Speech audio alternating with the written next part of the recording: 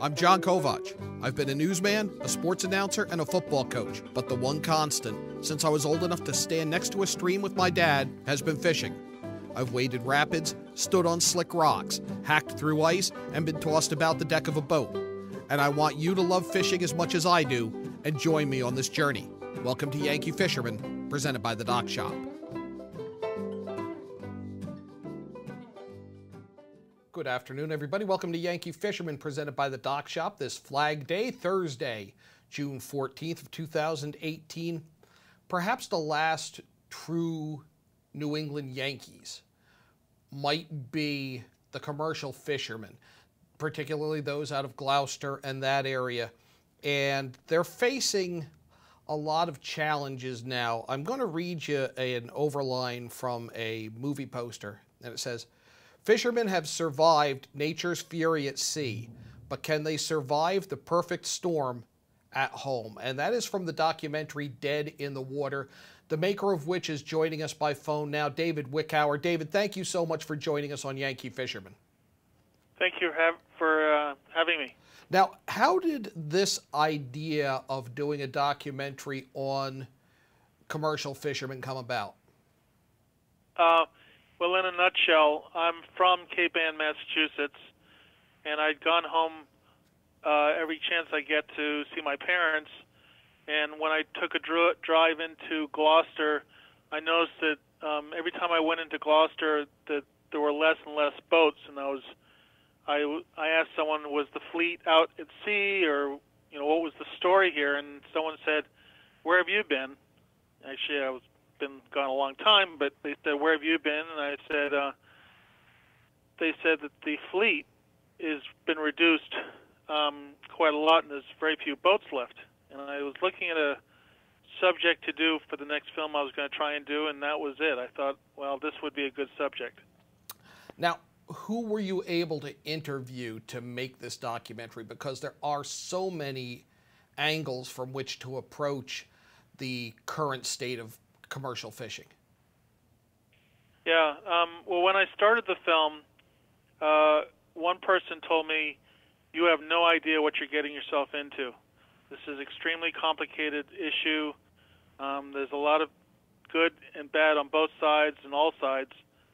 And but I went to the Gloucester Fishermen's Wives Association and talked to Angela Sanfilippo, and she said, "Well, we'll take you under our wing and we'll help you out whatever we can."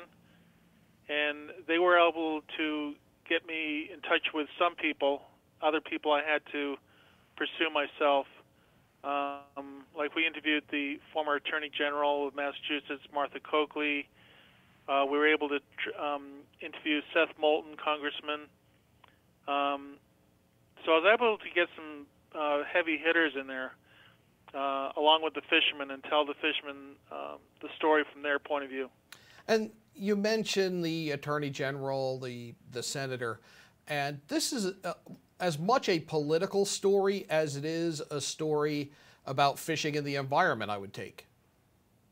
Yeah, well, at the time that I was doing this, there were at least 2 other films being done, and I didn't want to do the same film they had done, because they were doing it about the fishes going away, and they were taking more of an environmental NOAA side of it.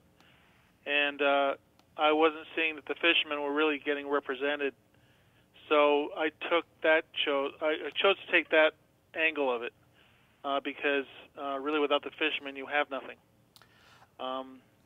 And I was finding there was a lot of made up, the science wasn't making sense with what the fishermen were saying. Now, they're a fiercely protective and independent group. How was it gaining access to them and getting them to open up to the camera?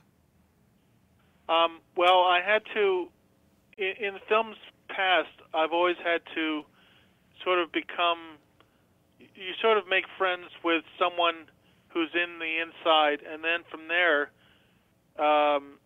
people go, "Oh, you know that person? Well, sure, what do you need?"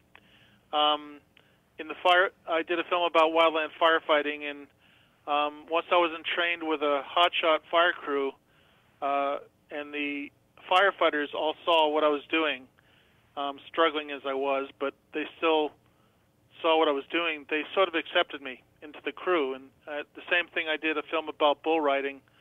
I had interviewed the parents of a bull rider called Lane Frost that had died. And once people within the rodeo community had seen that I had interviewed the parents, they accepted me in, and I was able to get to people that I really needed to talk to. And that was the same thing with the fishermen. Once I had gotten the Gloucester fishermen's wives involved, all of a sudden I was able to, they put me in touch with people, and it was sort of a domino effect after that, that people said, oh, you talked to that person? Great. Here, you should talk to this person. And that's kind of how I was able to get the people I was able to get. So really the help of Gloucester fishermen's wives was instrumental in the access there. Did you go out with any of the boats? I did. I went out with two fishermen,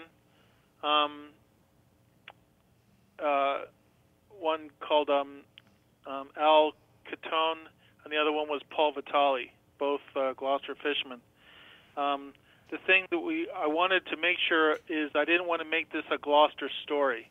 I don't want people thinking, oh, it's just about Gloucestermen. And the film less about Gloucester, but more, it's not just a New England story. It's, you know, they're having this problem everywhere. What's the root of the problem, or is it a multi-pronged issue? I think it's a multi-problem. There's lots of issues. I know New England coast and Montauk, they're having problems with the wind farms. There's a lot of the environmental groups have done a great job of sort of brainwashing America, thinking that there's no fish left when that's not the case. I think in the 70s there was a big problem with the factory trawlers that before we had the 200-mile limit, where you get the Russian trawlers and the German trawlers and all these other trawlers just coming right into within sight of our coast and just sticking a vacuum hose in the water and sucking everything up. And that was the overfishing. But when they had put the 200-mile limit in and these foreign trawlers couldn't come in anymore,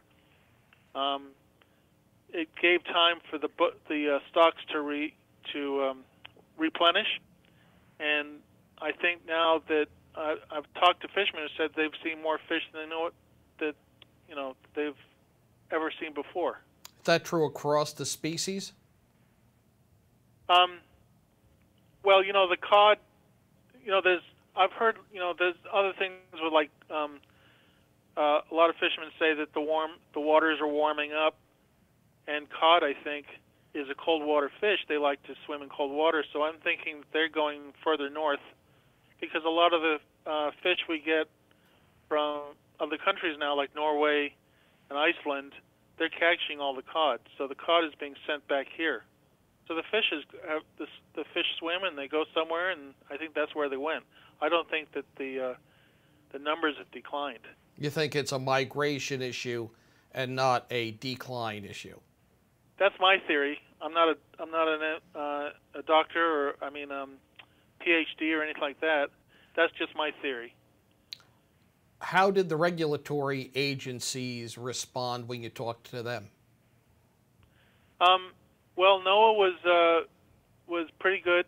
At the time, I interviewed John Bullard, the head of the Northeast Regional. He was the Northeast Regional Director, and we also interviewed Amy Martins, who runs the Observer Program, because I tried to interview the independent observer companies, and whenever I called them and they found out I was doing a film, they either hang up, or they wouldn't talk to me, or the person I needed to talk to was never around. They just avoided me altogether. So I was able to get NOAA at least to talk to me about how they train their observers. It's a tough situation there. Is there anything that the regulatory agencies can do that could breathe new life back into the commercial fishing industry, or is that a foregone conclusion? I'm not sure what the final answer of that would be. My personal feeling is that since I think it's 96 or 98% of all our seafood now is imported, I would like to see that down to 50%. At least, you could have some regulation, and the fishermen that I've all talked to believe in regulation, but within reason. You don't want to wipe out everything. And I think if they could at least drop it to 50%, the fishermen who are left can make a living at it and still provide the country with food. How did the fishermen feel about the finished product? I'm assuming they've seen it. Yeah, the ones that have seen it, I've had nothing but great. I haven't heard a bad thing from anyone about the film, which is really good. We've had maybe about 15 screenings so far, and every single person. There's been some conversation because we have a panel discussion at the end of every film. That's what I require when the film is shown, to involve the audience with the local fishermen, and that's gone over very well. And there's been one or two people that have stood up and said that I'm with the so-and-so group or that, but there's never been any yelling. It's all been very civil. And I think there are some groups that work with NOAA. I mean, there are probably a lot of groups that work with NOAA. And I think that there just needs to be an easing back of the restrictions, because the restrictions are almost impossible for anyone to make a living at. And I just don't think they're like in Gloucester alone. There used to be 500 boats, and I think now there's just a few dozen left. So let those few dozen left in every port be able to go out and fish and catch what there is. Some stocks that I'm hearing that have come back, like redfish and haddock, are abundance. They're like overflowing. The problem is that the haddock and the cod swim together, so it's kind of hard to separate. And when you have an observer on your boat, and all of a sudden you're pulling in a bunch of cod, that causes problems, and I think it's very frustrating. I'd be very frustrated if I was a fisherman. I've seen some places where you've expressed some frustration. It's been difficult to get some of the politicians and bureaucrats involved to see the film. Yeah, we had a senator, a Republican senator called Bruce Tarr, for a year. We interviewed him in the film, and for a year, the great thing about the side issue is that it's a bipartisan issue. We have a Governor Charlie Baker, who's very much a support of fishermen and trawling and towing, testing, seeing what's out there. A lot of Democrats and Republicans are all working together on this one. That was the good thing. The bad thing was that we had a screening in March at the State House, which Bruce Tarr had arranged for a year, to have a luncheon and have senators come in and see the film, and not a single one showed up, and that was very frustrating. Then there was a screening down in Washington, D.C. with the Catholic Maritime, the name escapes me, but it was a Catholic Mass for Maritime, and they invited the Trump administration. They invited all sorts of congressmen and senators, and not a single guy showed up there either. And that's troubling. It's very troubling, and it's very frustrating. And it seems like the only way to get the word out is to have people say, look, this isn't right. I put you in office. Why aren't you doing anything about the fishermen? I would think these local senators and congressmen would have some care into, doing something about it. So I'm thinking the more we show the film, there's going to be a lot more public awareness of it, because it's very frustrating. I was very frustrated. Where can people in Connecticut see the film? We're having one screening so far in Stonington on July 26th at 6:30 p.m. at the Ligura Center. LAGRUA Center. They're having it during a Blessing of the Fleet, I believe, an event. That's a good timing for it. And we've got a lot of other screenings in Massachusetts, and my hope is to take the film on tour through Connecticut, through Rhode Island, down to New York, and down the coast. I eventually would like to show the film around the country, the coastal areas anyway. And I'm also looking to find if I can get this to an HBO or Amazon, someone like that, Netflix, so that it can be seen nationwide. If somebody wants to host a screening, we're just outside of New York City. We're right along the Long Island Sound. How can somebody contact you to arrange a showing of Dead in the Water? The best way to get a hold of me is through my email, because I check that thing about 500 times a day. And that is ctch22@aol.com. It's catch22 without the A. And we'll put that link on our show site. That's han.network, shows Yankee Fisherman, so you can reach out, because I think this is a story that everybody in the Northeast should be interested in, either through the historical aspect of what fishing has meant to this region, or the environmental and the regulatory aspect of it, and how that's affecting the stocks and the fishermen out of the commercial fleet. Fascinating story, David, and thank you so much for giving us some time. Yeah, my pleasure. It was fun. And let us know how we can help you out. Stay in touch, and hopefully I can get up to Stonington for that. Yeah, that would be great. Because the great thing about the film is that the people that see the film are pretty stunned. Even the people in Gloucester saw it, and they said, we knew it was bad, but we had no idea how bad it was. Now I really think I need to see it. Now I really think I need to see that. David Wittkower of Dead in the Water, the documentary. Thank you so much for joining us on Yankee Fisherman, presented by the Dock Shop. Thank you very much. We'll be back right after this. Winter's finally in the rearview mirror, and the Dock Shop is ready to help you usher in our favorite season, summer. We've got new offerings in our usual products: clothing, jewelry, home decor, fishing tackles, and boating supplies. And now the Dock Shop does in-house laser engraving. You can add a name, a boat name, latitude, longitude, an image to drinkware, serving platters, boards, or decorative accessories. No minimum, fast turnaround. Stop in today and start your summer. The Dock Shop, 51 Tokenique Road, Darien, 609 Riverside Avenue, Westport, dockshop.com.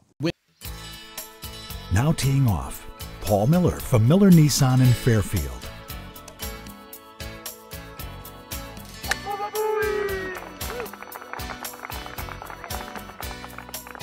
Excuse me, Mr. Miller. What about my new Sentra? Right now, lease a 2018 Rogue S for only $169 a month. He is never going to retire. At Galt, we always put you first. As your full-service home heating partner, we provide expert delivery, installation, and maintenance for all your heating needs with knowledgeable, friendly professionals that give you peace of mind 24/7. Galt Family Companies, you first since 1863. At Rings End, we say it's time to re-love your home. Time to refresh and reinvigorate the way you live. And whether you're redoing something big or small, remember the letters RE stand for Rings End. We're the new model in home remodeling. A Better View Window Cleaning Plus has been cleaning glass all over Connecticut for over 20 years. They also specialize in cleaning chandeliers, mirrors, skylights, tiles, and will power wash anything that needs cleaning. They hold an A+ rating with the Better Business Bureau and are fully insured and bonded. When you deal with the Better View, you're dealing with the best, not the rest. Call today for a free estimate, 203-284-8836, or visit them online, abetterviewcleaning.com. Welcome back to Yankee Fisherman, presented by the Dock Shop. I really enjoyed a fascinating talk with David Wittkower, and I really look forward to seeing Dead in the Water. It sounds like it's a film that makes you think about how we govern commercial fishing. I kind of want to see how the case that's made in that film. A few things coming up this weekend, a lot going on, obviously, as the weather's gotten nicer. Hooks for Heroes is Saturday. You must register to attend by today, the 14th of June, $35 a person. Halloween Yacht Club is the site, and you can get event forms there. That is an event we've covered.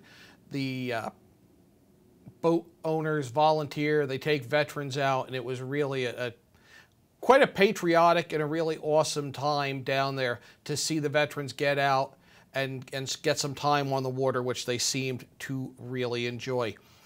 We've talked a lot about Fishing for Life, and this is the reel that's being raffled off for Owen Strong, for Owen Hanachek. And then they have extended the effort now until July 1st. That drawing was supposed to be July 10th, but they have extended that to July 1st because the original box manufacturer for the Z-Bass boxes found out what they were doing with Fishing for Life, fishingforlife.com, and offered to create a custom box for the one-of-a-kind reel combo, and they will offer to engrave the box with the winner's name. So if you want to enter to win that reel, it's a very cool reel, and now get it with a custom-made box, you can do so. It's a $10 donation. For every $10 you donate, you get a chance for that reel, fishingforlife.com. Upcountry Sport Fishing in New Hartford is going to host Fly Fishing 101 with Mark Swenson on Saturday, July 7th at 9 a.m. You can contact the folks up at Upcountry for that. We did a piece last year about fishing Lake Saltonstall, and the Regional Water Authority had its combo tournament at Saltonstall on Sunday. Wally Pitts caught the biggest bass. That was 20 inches and just shy of 4 pounds. And Andrei Wojnarowicz caught the largest walleye, 21 inches, 3.5 pounds. I actually got the chance to fish Saltonstall on Friday with Jerry Goldstein and Ed Griseda of Nutmeg TU. Ed got a few on the fly, and Jerry landed this big bass and a really nice size walleye. And before the day was out, Jerry hooked into a big one that had his rod bent in half, the drag screaming. He was hooked up with him for some time, and we're going to be going back to find out just what it was on the other side of the line because we didn't get him in, but telling him we're coming back, we're going to be back there next time. Next weekend, Black Hall Outfitters is going to host Fluke Fest 2018. That's going to be at the new store, which is at 362 Boston Post Road in Westbrook. You can sign up at either of Black Hall Outfitters locations prior to the start of the tournament at 5 a.m. on Saturday, June 23rd. Prizes, a 2018 Ocean Kayak Trident 11 kayak that's worth $1,199. For the kayak division, there is a cash prize pool in the big boat division. It's $25 per angler, winner take all. The weigh-in is by 5 o'clock Saturday, final weigh-in 3 o'clock Sunday, and then at the Westbrook store, awards ceremony, a barbecue, live music, and that is on Sunday the 24th. That is at Black Hall Outfitters. Some good news in terms of land conservation. Mianus River Gorge has added 22 acres to land that it protects within the Mianus River watershed. They were helped by an anonymous donation from a foundation, funds that they raised themselves, and a donation from the Stamford Land Conservation Trust. This new land will be owned and managed by Mianus River Gorge. It's going to be called Tailor Preserve. It is a hemlock and oak woodland, mountain laurel understory, surrounded on 3 sides by the river, and it provides protection where the East Branch meets the main stem, and it will be open to the public. We'll keep you posted on that. Now, on the other side of conservation, we have yet to hear any further reports as far as damage or leakage of fluids into the river, but an SUV went off of Ford Road and into the Saugatuck in Westport just before 10 o'clock Sunday night. It was found by Westport Fire resting on its side in the river. The driver was out. No one was hurt. Firefighters stabilized it and removed it. This is a fly fishing only area. It's very popular, and my hope is that there was not a lot of damage to the river, and we're glad everybody got out of the vehicle okay. And Guilford Animal Control caught images of a harbor seal on Grass Island last week. It's a little late in the season for them, but just a very cool shot from Guilford Animal Control of the little guy hanging out. We're going to step out real quick. We come back, we're going to talk a little about Father's Day.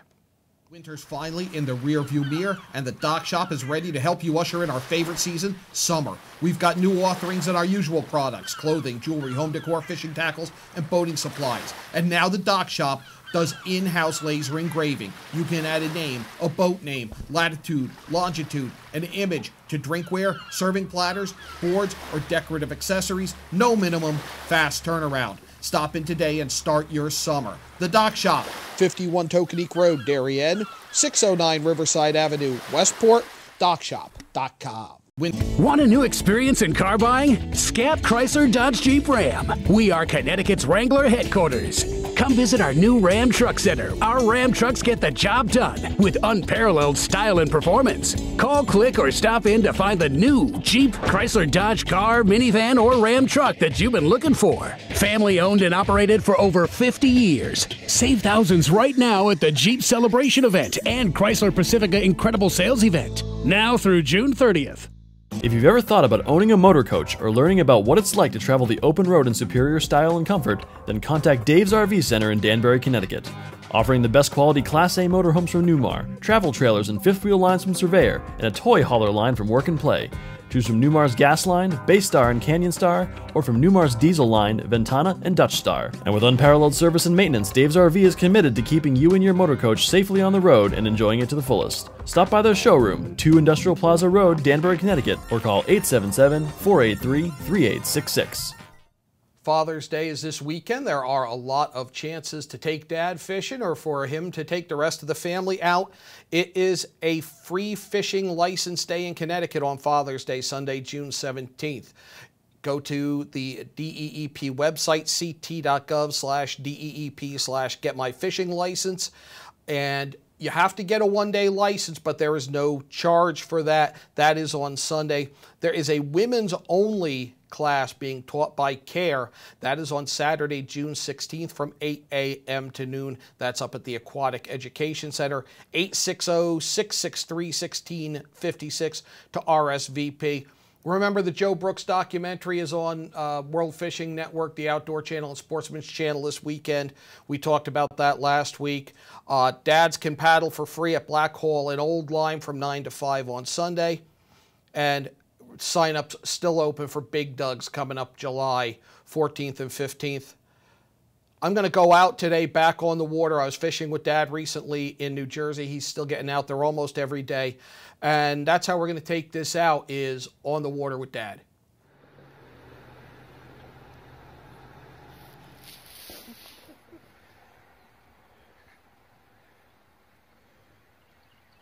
He came falling in and kept diving at it.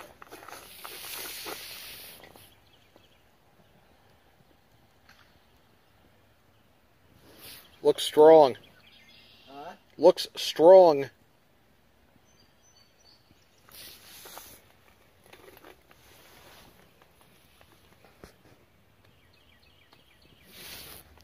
No.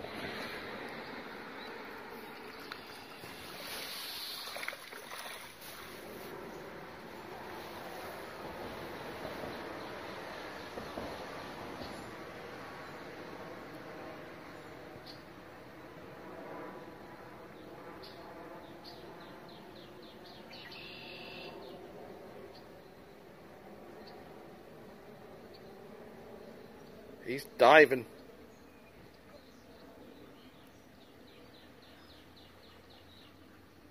Lively. I don't know that he's as big as I expected, though. That might not be the big one. I don't think it is. I don't either. Fighter, though.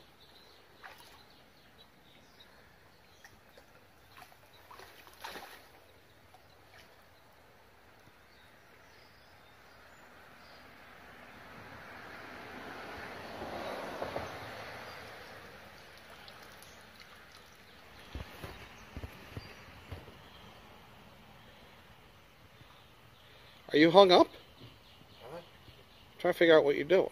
Trying to get his hook out. Oh, yeah.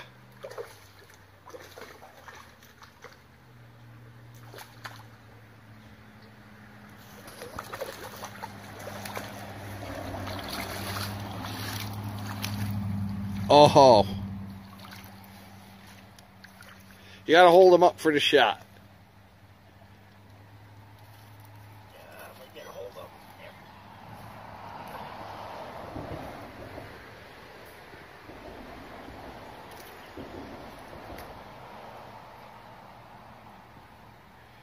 Not even in his mouth.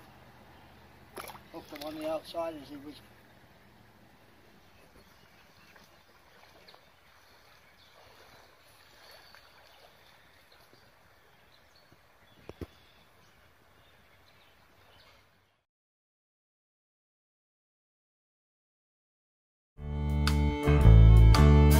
This weekend, dads take the kids out.